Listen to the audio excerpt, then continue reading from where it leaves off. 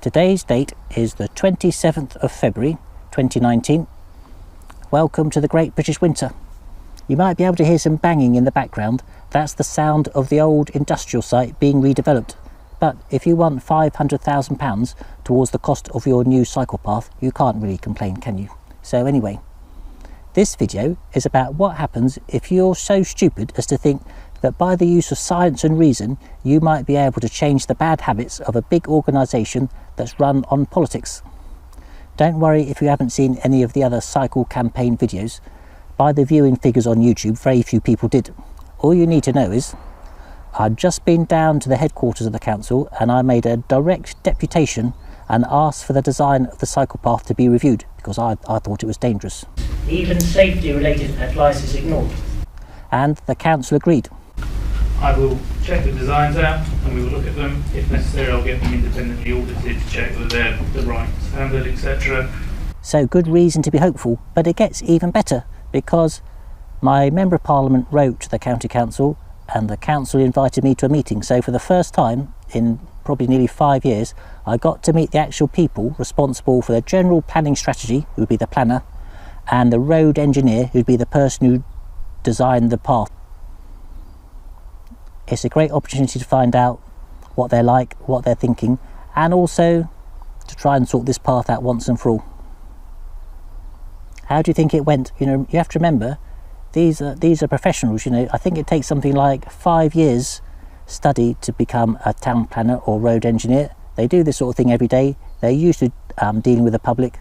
Whereas for me, I'm just an enthusiastic amateur, so it was going to be quite a difficult meeting. How do you think it went? Well, if you've seen the two drawings that I did in the previous videos, one showed what the standards are, so what the path should have looked like, and one showed what the path was that the county council had designed, so you could see the difference. Do you know what? If you've seen those two drawings, well, you know more about it than either of the road planner or the road engineer. They did not know what the guidelines were, even though previously I'd been assured by the top man they'd always follow the guidelines. We believe that we use the TfL design, the Cardiff design, we use the best standards that are around the DFT standards. They did not know what their own plan said for the path was. I had to show them. I got the impression they were looking at it for the first time. You might think, well, what about this review they promised to hold? Forget it. They hadn't done a review. They weren't planning to. They were looking at it for the first time. What about climate change? They have no targets to tackle climate change. What about the central government's strategy called the Cycling and Walking Investment Strategy that all councils are supposed to be following, you know, to double the numbers of people walking and cycling by 2025? They hadn't even heard of it. So I think it's time for a bit of Seneca. We have reached the heights if we know what it is that we find joy in, and if we have not placed our happiness in the control of externals. The person who is goaded ahead by hope of anything, though it be within reach, though it be easy of access, is troubled and unsure of themselves. Above all, make this your business. Learn how to feel joy. And to be fair, I did know this. I always said to myself, it doesn't matter what the council does, you know, it's their responsibility whether they want to build a cycle path or not. I'm just going to do my best, you know, give them information, learn about how the system works so I can be more useful and be more effective in the future. And in fact, it gave me a great sense of freedom, because if I'd taken on the responsibility and said to myself, we must get the cycle path built, you know, it's such an important thing, it would have been great pressure. Doing it this way is a great feeling of joy and freedom, because, you know, all I can worry about is what I do, and I did it, and so you can't blame me, that's what I'm saying. But you might think, well, this is fine in a half-hearted cycle campaign. What if you had an important job and your boss said to you, you know, we must win this new business from the customer, otherwise it'll be very serious and you'll be in trouble? It'd be quite difficult to say to the boss, wouldn't it, to say, well, I'll try my best, but if I'm not successful, I don't care. Well, one of the most high-pressured areas of human endeavour is the Olympics. You know, you have the Olympic event. Your whole life can take a great change in direction just by being a few seconds faster than someone else. That pressure must be incredible. This is something which the British Olympic cyclist Chris Boardman said about an hour before his event. He'd been stressing over it, but then he decided, sod it, I'm just going to be as good as I can be, and I'll see where that'll get me. He's not the only one. If you Google Olympics, as good as I can be, just about every Olympian or every Olympian who's interviewed about the subject, they have all say the same thing. You know, they try not to hope too much that they might win, that they might get a gold. They just worry about what they can do. It's not exactly rocket science, is it?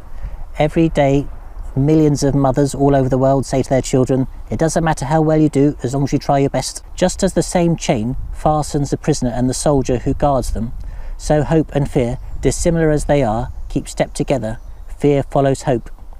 I am not surprised that they proceed in this way. Each alike belongs to a mind that is in suspense, a mind that is fretted by looking forward to the future. Cease to hope and you will cease to fear. And remember, the campaign wasn't a complete disaster. The county are going to build a cycle path, and at the meeting we agreed a new design. It had to be redesigned without increasing costs, because the county seemed to have entered into a binding agreement with the developer to build the path, even though the county didn't really know what it was asking them to build. So anyway, that's a lesson learned there. Also, the county are going to widen the path between the lake and the train station, so it'll be easier to cycle to the train station. I think there were two parts of the campaign. There was the giving them information right at the very beginning. Do you remember they quickly agreed to do the cycle path, reasonably quickly started to put money towards it? But then there's a second part that was much more difficult, when I was trying to get them to change the way they work. You know, if you're the highway authority, you're used to building roads and cycle paths of varying quality.